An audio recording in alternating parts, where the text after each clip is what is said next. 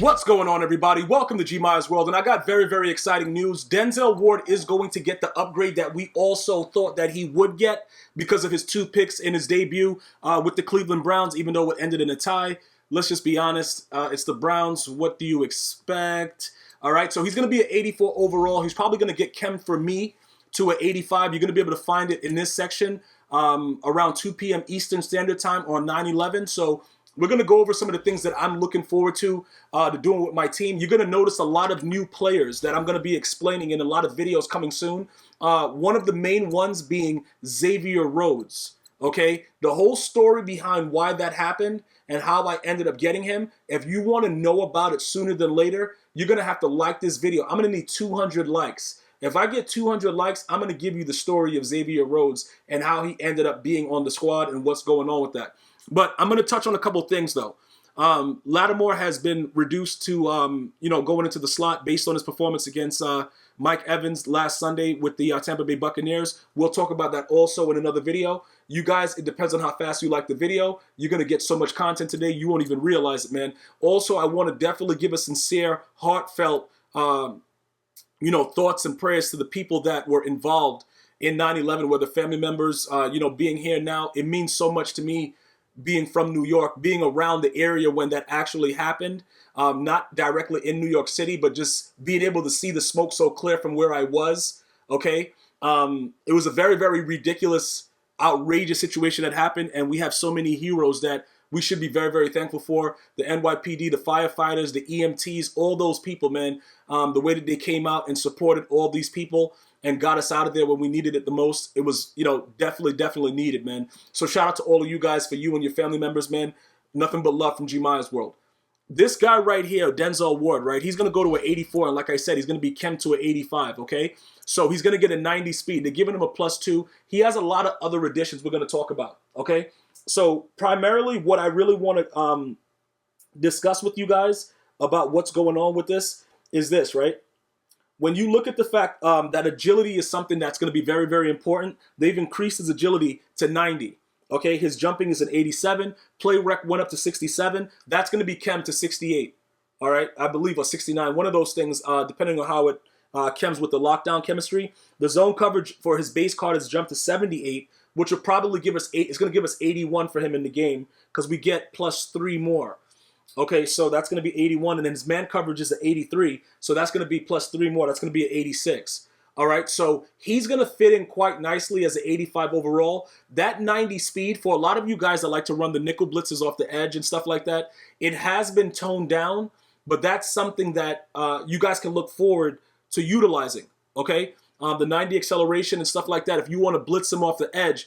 The thing about it is, though, you want to be very, very careful how you do what you do now, since they've kind of reduced the way that, even the loop blitzes. I've played a lot of guys, and I've verified that the user pick actually works and things like that, but I've played a lot of people since the patch, all right? Online, I got some gameplay coming for that also for you guys to see my first game since the actual patch. And you're going to be able to see that you can't intercept the ball, and the agility is a very, very key factor in that situation, okay? So I want to make sure that you guys understand that as you're building your team up, you have to be aware of, certain things that's going to be happening. Other notables that you knew were coming, Ryan Fitzpatrick, which I don't think anybody's going to be going after. He has an 85 throw power, 85 throw short, 79 throw mid, 75 deep, stuff like that. I think he played much better than that. I don't know exactly what's really going on with that. TJ Watt is also going to be getting a card, so it is what it is, okay? Depending on how you guys want to do it, like if you have the rookie premiere, you're going to see that automatically jump. Another thing that you guys are going to ask me, is that worth it to get an 84 overall card in your lineup? That's very, very interesting. Let me explain to you why that's extremely interesting that you're asking that question, okay? This is the situation. If you're doing budget or you're doing salary cap, that's one thing, okay? Depending on what his cost is going to be, it all depends on, how you want to go after the master of the week. At this time, I don't know exactly who they're giving the master to. Okay, so it is what it is. But we're gonna have to figure out exactly how it's gonna correspond to the price of everything that's going on, because it doesn't really make any sense. How else?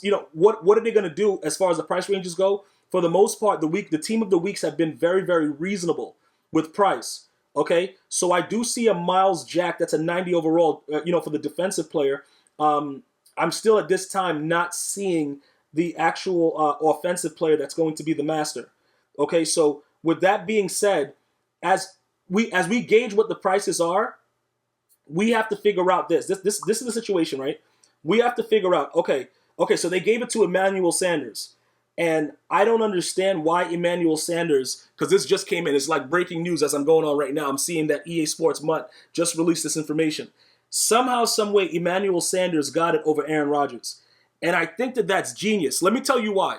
Let's go over here and look at the auctions and the trades. I made a video about it, and people were trying to buy up a lot of things, and everybody was going after Aaron Rodgers, and now he didn't get the upgrade yet, right? So what does that mean? That means that some people made a lot of profit, and some people are idiots. Now, we can always assume that something's going to happen with Mutt, but until it actually is on your console, it doesn't mean nothing. It doesn't mean anything. You can see that it's still 11K. People still have it up there. Those things right now, what's going to happen is, see how it dropped a little bit? It was at like 355 the other day. It's going to keep dropping. People are not going to get the card now because they want the upgrade right now. So the team of the week not being Aaron Rodgers after that miraculous, play, the plays that he did down the stretch, injured knee, whatever he was going through, it seems kind of weird that they would do that. Emmanuel Sanders, let me just give you some insight into his wide receiver stats. 5'11", 89 speed, 89 jumping, 92 catching, 86 catching traffic, 87 spectacular catch, 91 short route running, 89 medium route run, 88 deep route. I have no idea why EA Sports did that, but let me just tell you this now. You're going to be able to, if you don't have the rookie premier and your Denzel Ward is not going to automatically update, you're going to be able to get him very cheap now. Because even with the defensive master being Miles Jack, it's still not, it's not good enough. The defense, they're calling them heroes or whatever. The team of the week hero for week 1. That's not good enough, man. Miles Jack at left outside linebacker, 6'1", 84 speed, 87 acceleration, 74 strength, 88 tackle, 88 play recognition, 91 block shedding, 60 power moves, 74 finesse moves. Not good enough. Not good enough to be the hero of the week. Because defensively, Von Miller, even Khalil Mack, there's a lot of guys that really, really balled out. I'm not taking anything away from Miles Jack. I think that the plays that he had in that game really helped to secure it for the Jacksonville Jaguars over the New York Giants. So I really think that was, those were key stuff that happened. But at the end of the day, you got to give it to the guys that really balled out, man. Von Miller showed that he's still Von Miller. Khalil Mack had one hell of a first half. Obviously, he was, I don't know where he went for the second half of the game. He made John Gruden look like a genius for the second half. The first half, everybody was like, yo, John Gruden, you're an idiot. The second half, everybody changed like, yo, what's this? What's going on right now? So it was very, very difficult to kind of assess what happened. But I think that those two guys were very, very deserving of it. I think they played very, very well. You could have picked anybody off the Vikings defense, in my opinion. They all played well. Like the real, Harrison Smith had really, really good numbers. It's very, very delicate right now, but like I said, it's going to benefit you guys because with the way that the Masters being who they are, that's going to determine what people are going to pay for the initial price. So I will not be buying packs for this week. Okay, I won't. Like usually, I ask you guys want to see packs? I don't want any of the players that are there. The secondary players or whatever, like the T.J. Watt having 79 speed and stuff like that. Ryan Fitzpatrick, he's decent, but not, he's not really like a guy you're going to go after. Randall Cobb. They have a bunch of 81s and 80s like Brandon Carr, Philip Dorsett, Adrian Peterson, Mike Hughes, James Conner, Wes Horton, Philip Lindsay. And they have, Clayton who? Clayton Faye-Dillon? Bro, Clayton Faye-Dillon. Bro, I don't know how to pronounce his name. Maybe you guys do. But it doesn't really matter. Ultimately speaking, this week I'm going to pass on it. What you guys can do, though, if you're still, like Tyreek Hill, let me just give you guys an example of what I'm talking about. You see, like, these prices, whatever this price is right now, like 88, whatever, Tyreek Hill is a much better set to complete. So if you're looking to do something along those lines, what you're going to want to do is complete this set, get Tyreek Hill, and just have him. Because he's going to continue to get upgrades. Regardless if EA wants to keep giving him speed or not, he's going to keep showing EA Sports that he's a lot faster than the speeds that they're giving him in the game. So it doesn't really matter. For me, I would go after that set. Okay, Terrell Suggs, he plays great in real life. he's terrible with his speed and stuff like that in Madden. But what happens is he's very good on the D-line. If you want to waste a position with the right outside linebacker, you can do that, but then you have to immediately sub him out. Okay, you're going to have to immediately do that. That's not going to it's not going to be very, very useful to you in that situation if you do it along those lines, like actually having him out there starting that position, because it won't, especially with the new thresholds, with the elusiveness and stuff like that for the user picks, you're going to want to be very, very careful about how you do what you do with that. So what I would suggest, right, if you're just like crazy and you want to buy packs, I would suggest that you buy packs that gives you, you know, a little bit more of a variety of stuff. I wouldn't get the Team of the Week packs that are going to be launched. And what I would do with it, if you get garbage packs, I would make tokens and start doing those heavyweight sets and try to pull a decent heavyweight, okay, to make up coins. Because to be honest, other than Denzel Ward, which I'm getting for free because I have the rookie premiere, there is no other card that I feel like, yo, I really need to go after this. You know what I'm saying? Like, yo, bro, all of them to me, you know, Miles Jack, like I said, it's decent, it's suitable, but it's not something I'm going to go crazy about. He probably would look good in my lineup as a 90. Okay, his play record's pretty high, block shedding.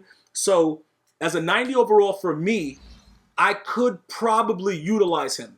Okay, so is it a possibility that I would get him at a 90 and put him over there?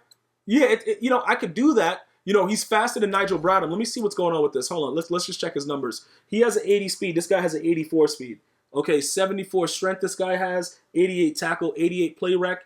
But with lockdown, he should also go to a 91. Block shedding is an 81 for him. Power move 60, 74 finesse moves. Okay, so, you know, all around he's pretty decent. And then he jumps up to a 90, which is also good for my team, you know, overall wise. So that also looks pretty good. I'm just trying to make sure that everybody understands, you know, simply that we have to make sure that we're making the right decisions for our squad. So we would have to compare it and see what's going on, and then possibly, you know, downgrade Nigel, and then, you know, invest into Miles Jack, depending on what his price is ultimately going to be. But those are just some of the scenarios that you can look into if you wanted to do that. But, you know, other than this guy getting upgraded later to an 85 with the lockdown chem, I'm not really excited overall about, you know, Team of the Week, Week 1. I would love to hear your opinions in your comments. Feel free to leave it in the comment section. Follow me on Twitter at GmiasWorld. Like me on Facebook. You know, check me out on Instagram. Be sure to subscribe to GmiasWorld Gaming and GmiasWorld Podcast. And I'm going to see you guys and girls later, man. Have a good one. One love, y'all.